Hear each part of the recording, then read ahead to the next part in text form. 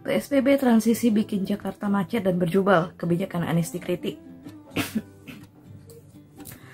Untuk masa pembatasan sosial berskala besar atau PSBB transisi, Gubernur Jakarta Anies Baswedan sudah memerintahkan kegiatan perkantoran hanya boleh diisi oleh setengah kapasitas dengan model shift. Namun justru PSBB transisi bikin Jakarta menjadi makin ramai berjubel. Kepadatan dan kemacetan pun terjadi, kebijakan Anies kini dikritik. Pengamat perkotaan dan transportasi dari Universitas Trisakti, Yayat Supriyatna mengamati kepadatan di stasiun KRL, berduyun-duyunnya pesepeda motor ke Jakarta, hingga kemacetan di tol. Di Tenggarai, perusahaan-perusahaan masih belum sepenuhnya taat terhadap imbauan untuk mempekerjakan setengah kapasitas kantornya. Di balik ini, ketika orang menolak, ada resistensi karena kebijakan itu dinilai terlalu kaku. Kebijakan itu terlalu membelenggu, kebijakan itu kurang memberdayakan, kebijakan itu terlalu banyak aturan, tapi tanpa pendampingan, kata Yayat kepada detik.com Selasa 9 Juni 2020. Namun, ketidaktaatan pihak perkantoran di Jakarta juga bisa dimaklumi. Di era ini, semuanya takut bangkrut. Jadi, ketidaktaatan itu muncul karena mereka mengalami dalam risiko ancaman kerugian dan ancaman kebangkrutan. Mereka berani tidak taat karena tidak ada yang melindunginya, kata Yayat. Saat ini perlu kebijakan. Ku tahu yang kau mau. Anies perlu mendengar apa yang dimaui oleh perusahaan yang mengelola pengkantoran di Jakarta. Kebijakan perlu dilaksanakan, tapi juga perlu tetap solutif untuk masalah yang ada. Kenyataannya, tiap perusahaan tetap menerapkan aturan sendiri, tidak menaati kaidah 50% kapasitas. Jakarta malah ramai di masa wabah corona ini. Semua terlihat jalan sendiri-sendiri, semua kebijakan tidak akan pernah ditaati kalau pemegang kebijakan tidak memberi perlindungan dan solusi yang bisa membantu. Ujung-ujungnya SDM, selamatkan diri masing-masing, tutur Yayat. Yayat memetakan masalahnya. Untuk sektor transportasi, kelas pekerja yang bermukim pada jarak 20 hingga 60 km akan menggunakan KRL untuk ke Jakarta. Namun para pekerja yang punya rumah cukup jauh, itu banyak yang hanya berangkat ke Jakarta pada Senin dan menghuni Jakarta sampai Jumat. Maka kepadatan di hari Senin cenderung lebih parah.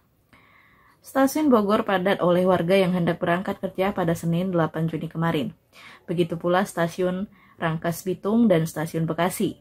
Itu adalah stasiun tempat para pekerja mengakses transportasi ke Jakarta. Di Bogor, headway jarak antara bagian depan suatu kendaraan dan bagian depan kendaraan berikutnya pada suatu waktu berkisar 5 menit saja, maka stasiun cenderung tidak terlalu padat. Ini juga dipengaruhi oleh faktor pelataran stasiun Bogor yang relatif luas. Namun di stasiun Rangkas Bitung, pengguna KRL harus menunggu lebih lama lantaran headway lebih lama, yakni bisa sampai 30 menit.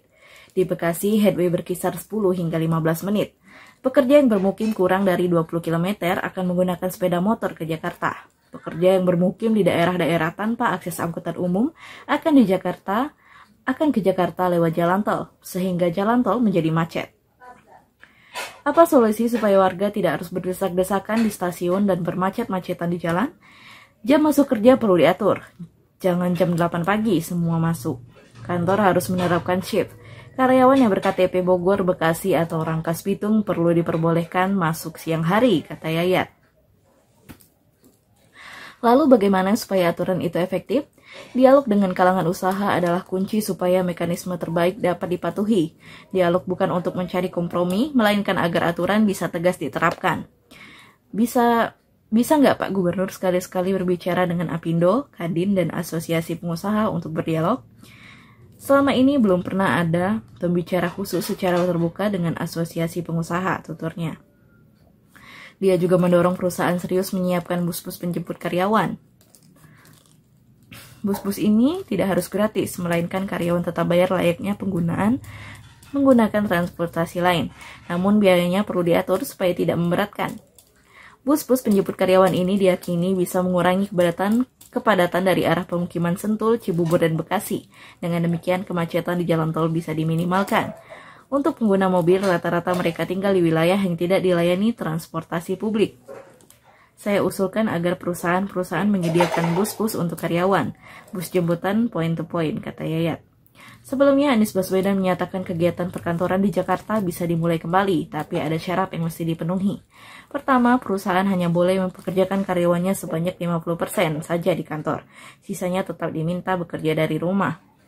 Proporsi karyawan adalah separuh dari seluruh karyawan, jadi 50% harus kerja di rumah, jelas Anies dalam konferensi pers virtual Kamis 4 Juni pekan lalu.